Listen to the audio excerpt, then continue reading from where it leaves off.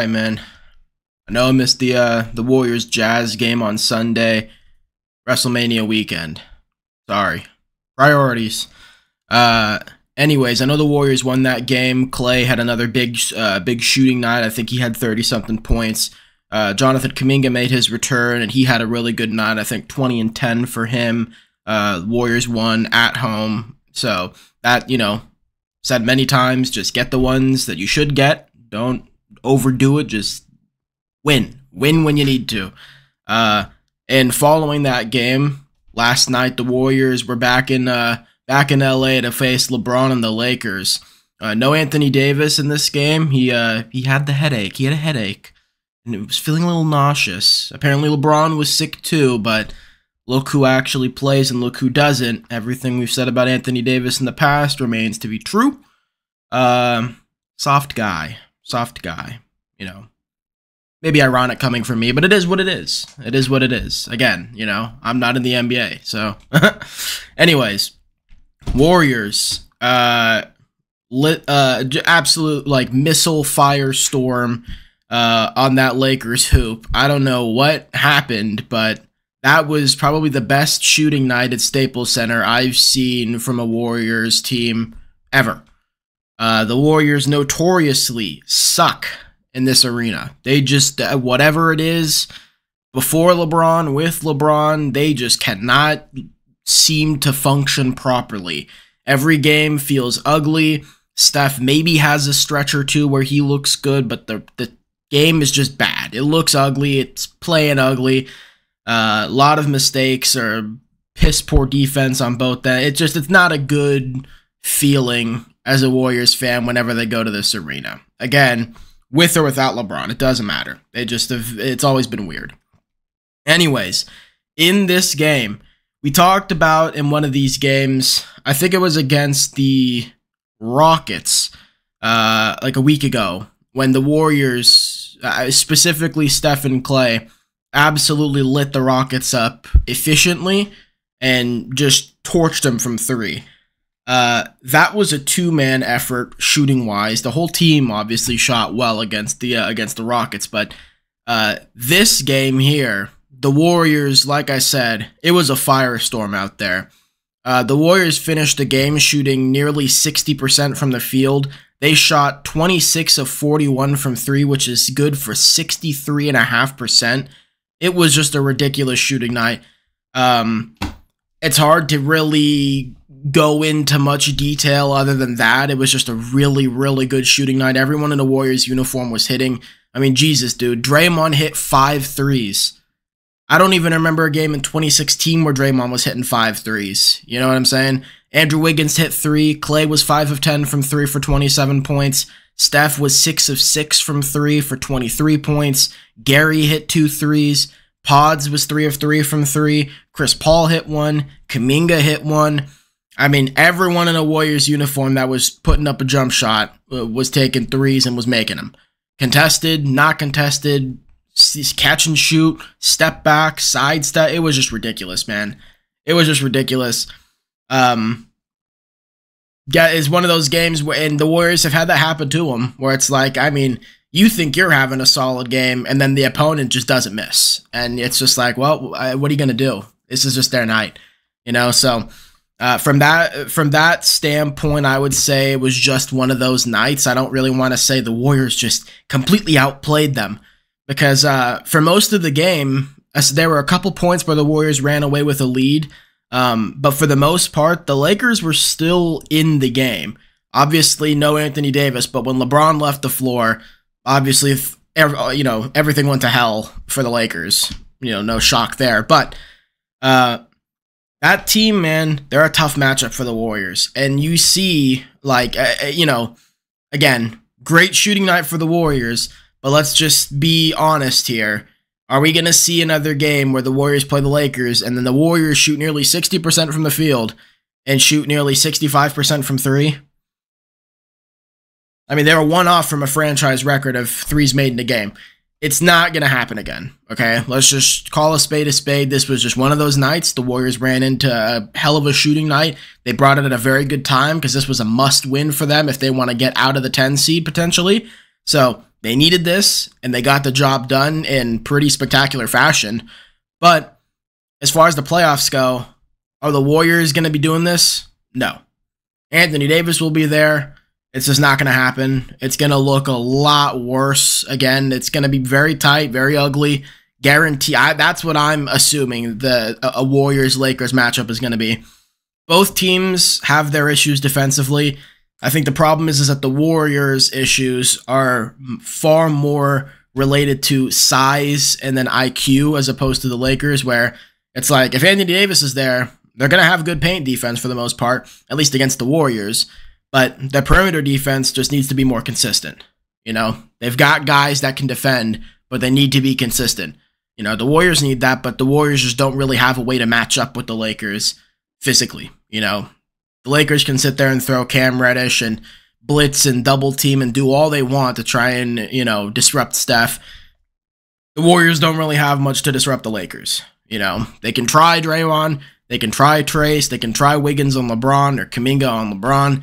It's just not really going to do much at the end of the day. It's a really tough matchup for the Warriors. So, again, this was a great shooting night for them, and you need this. Like I said, must-win game. They're now only a game out of the 9 seed, which is pretty huge. Or the 8th seed, I'm sorry, because the Kings have been slipping like all hell.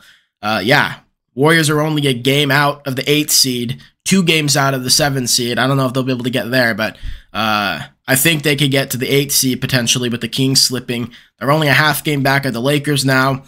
Like, the Warriors have the ability to, you know, at the very last second, climb up. So this was a big win for that. But I'm just leaving it as great shooting night because realistically, this just doesn't seem replicable. It really doesn't. I don't think this is something we're going to, you know, come to expect from the Warriors in the playoffs. Obviously, in that Kings series last year, Steph was just in another zone. But now, I don't know if we're going to be able to get that, and I don't know if we're going to be able to get that against LeBron. Anyways, that's going to do that. I do want to talk a little bit about the standings and potential Warriors matchups real quick. Because, again, 7-10 is going to shake up the way you see it right now.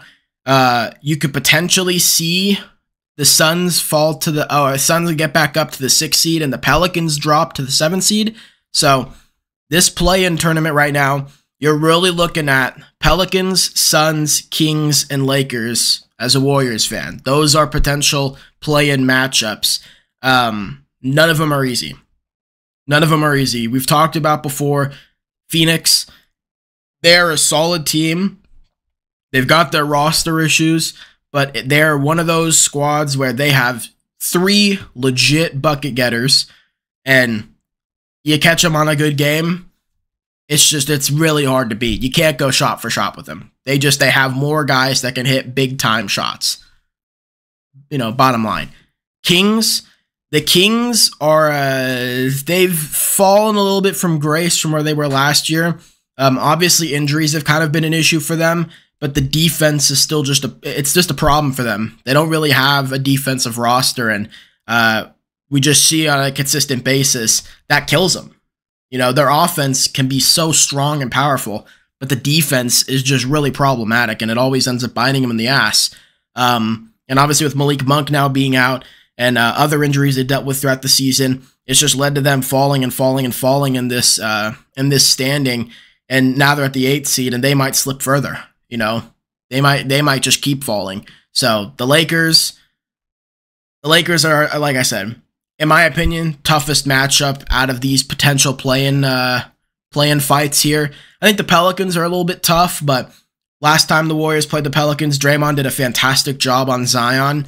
So I don't know if I'm too worried about that. I don't remember if Brandon Ingram's back or not, so excuse me if he is.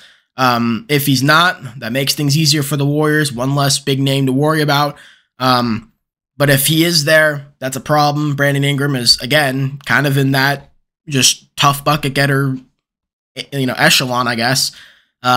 Really good scorer, and the Warriors, while they have Andrew Wiggins and Kuminga, he's just bigger and taller, you know, and can get his shot off on anyone. So that's a tough matchup. And CJ obviously has a plethora of playoff experience, a lot against the Warriors in particular. So that's going to be pretty big for them in that potential matchup. But yeah, that's kind of what the potential play-in could look like for the Warriors. Again, you get to the 8th or 7th seed, and you're looking at not having to play 2 games, but you also potentially could get home court in that matchup. So those are 2 pretty big things. I know the Warriors have not played particularly well at home this season, 20-19 as it stands, but in a playoff format, I think the Warriors would still prefer to be at Chase Center as opposed to being on the road. So I think this is a big opportunity for them to potentially sneak into that 8th seed. And like I said, Phoenix is on a 2-game losing streak. So if they keep slipping, you could even potentially fly into the 7th seed. You know, with the way the Warriors have played, again, I know they're not going to be shooting like they did tonight in other games, but you know, the defense they've played in these last couple weeks and just the consistent offensive performance across the board. Andrew Wiggins has looked so much better. Steph has been playing better. Clay's been playing his best basketball of the season. Draymond's been playing his best basketball of the season. Trayce has looked great. Podziemski's getting back to where he was early on in this season. Chris Paul's having his best offensive stretch. Like, they look good, man. They look good, and I think I'm feeling a little bit confident that this team could potentially get into that 8th or 7th seed and cause some problems. That's just, you know, the only thing here is once you get out of the play-in, let's say the Warriors do win, if they end up in the 7th seed, that's a first round against Denver. You know, you get your hardest matchup in the Western Conference against the reigning champs. Or you go 8th seed and you get the Timberwolves round 1, who have Anthony Edwards, who is blossoming into one of the best players in the league as we speak. They still have Rudy Gobert, who is arguably the best rim protector in basketball. They have the best defensive roster in the league. But their offense is a little shaky. They shoot the ball very well, but the offense is a little shaky.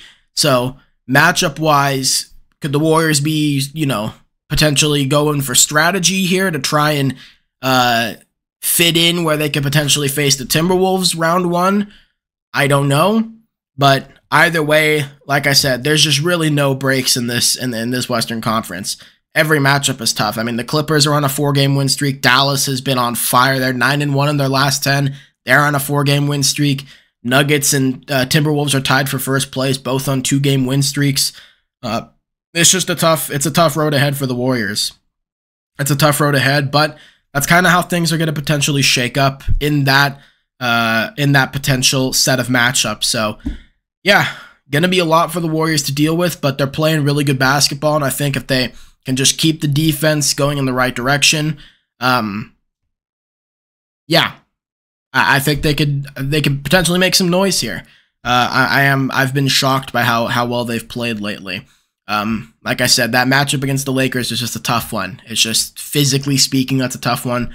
But yeah, last but not least, I did want to quickly touch on Jonathan Kuminga. I've mentioned quite a few times, if Andrew Wiggins has a big stretch where he's playing really good basketball, don't be shocked if Kuminga goes back to the bench. That's happened. Kuminga came off the bench last night. Obviously, he missed like a week and a half with that knee tendonitis, but regardless, I just, you know, I don't know what you guys want me to say. Like, I gotta be honest, I don't feel confident with Jonathan Kuminga. I give him a lot of benefit of the doubt. I am critical. You know, obviously you have to be critical. You know, not everyone's perfect. I'm not saying he has to be perfect, but what the Warriors need, Jonathan Kuminga at this point in time simply cannot provide. In that matchup against the Lakers, Jonathan just really struggled. He just really struggled. And there wasn't even an Anthony Davis out there. Defensively, he was getting picked apart. Offensively, wasn't being able to get to the rim. And, you know, I don't think it was a knee thing. He was still trying to fly into people. He was still flying up and down the floor. Didn't look like that was really bothering him. I just don't really think Jonathan Kuminga has the cumulative skill set just yet to really be a threat out there. And that's a problem because, again, need-wise for the Warriors, Andrew Wiggins and Kuminga, you're looking at for essentially the same thing. Give me 15 to 20 points a game and play great defense. Now, if you're looking at who fits this roster better, who fits around Steph, Clay, and Draymond better, who plays the better defense, who shoots better, who's more consistent when it's needed, Andrew Wiggins is that guy. Andrew's that guy, and he's got the finals experience, whereas Kuminga just doesn't. I know I have, believe me, you go back to these videos, I have all the criticism towards Wiggins chalked in there. Believe me, Andrew Wiggins is far from a perfect player. He has a lot of issues that I don't really think have anything to do with skill. I think they all have to do with the mental side of things. I don't really think he has that drive in him. But you can't deny how well he's played, and you can't deny the experience. You can't deny the amount of winning basketball plays and winning basketball performances he's put in for this Warriors team in the playoffs. Okay, Wiggins shows up. Kuminga, he might, but again, just like I said at the trade deadline, you're asking so much from a young kid like that. I'm 22. I'm going to be 23 in June. How old is Jonathan Kuminga? I might be older than him. I think I am. Okay. Yeah, I'm older than Kuminga. You're asking so much out of this kid to go out there and be the third best player on a championship contending team. And that's just not fair. And with him, with such a raw build like his, it's unrealistic, in my opinion. So, I honestly think you might see Kuminga get played out of the rotation again. I'm being honest. Do not be shocked if that happens. I guarantee you that everyone's going to come at Kerr's head, but this team, I think, is just better without him. I really think that's true. I prefer Trace in the starting five. I think he gives Steph and Clay another look that they just have never had. And he's a solid defender. You see that he could help Draymond, that he can be that weak side help, that he can protect the rim. He blocked quite a few shots last night against the Lakers. He's made some pretty big plays in his time already as a rookie. Clay's back. He's played the best basketball of his season so far. Wiggins looks like he's his 22 self, right? And then the bench, Chris Paul, fantastic so far. Podziemski, he's back to his former self, right? Kevon Looney's still giving you some solid minutes coming off the bench. Like, he's actually playing pretty decent basketball. Moses is looking okay, He didn't really play much last night, but still, I think Moses is playing all right. He's shooting the ball way better, I know there's more guys on the roster currently. Can't think of them. I mean, they're right here, so let me just, yeah. Obviously, Gary, of course, for defensive purposes, but Kuminga getting 20-something minutes, I don't know. I don't know if it's going to happen in the playoffs. I wouldn't be shocked if he's down to like 15, maybe even less. Especially in some of these matchups where each possession is just so big for the Warriors. I don't really know if the team really trusts him in those moments. So we'll see going forward. I know we're ending it on a bit of an awkward note. I've said many times, I think Jonathan Kuminga could be a fantastic player moving forward. But as it stands, as what the Warriors need in the year of 2024, I don't know if he's the answer. I don't think so, personally. Anything's possible at the end of the day, but I don't think we're going to be looking, should the Warriors even win the championship, at Jonathan Kuminga being this big-time contributor. But it is what it is. With that being said, let me know your thoughts below. If you liked the video, leave a like, comment, and subscribe. A lot of Kuminga fans. The Kuminga videos here do very well. So I know the Warriors fan base loves the kid. He's fantastic. He's a great young player. I don't want to take that away from him. He's really, really good. And, he's really, really good. But for what the Warriors need, I just don't personally think he's going to help. He's going to help much going forward this season. But yeah, man. So let me know what you think below. Anyways, have a good rest of your week. I will see you in the next video, and peace.